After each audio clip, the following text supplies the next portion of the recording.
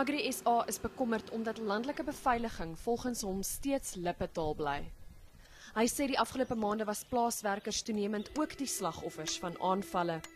Dis hoekom ons toepassing van die landelike beveiligingsstrategie en die inisiatief van Agri-Securitas gaan oor landelike gemeenskappe. Dit gaan nie oor die boere nie. Dis nie 'n kleurding nie. Ons het net soveel en in baie gevalle meer plaaswerkers wat aangeval word. Volgens Agri SA is armoede en onderontwikkeling in landelike gemeenskappe wel reuse probleme, maar kan en mag dit nie dien as verskoning of regverdiging vir misdaad nie.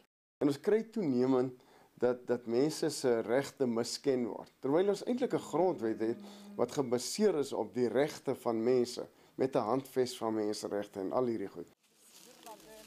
Agri SA ontwikkel nou 'n finansieringsmodel om jong mense aan te moedig om te begin boer.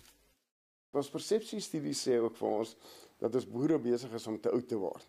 Mense is bang as gevolg van die onsekerheid, veral oor grondhervorming, om toe te tree tot hierdie sektor.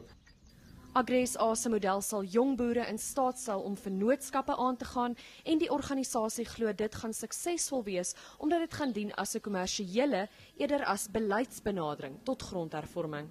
Danielle van Heerden, 1 Nuus, Centurion.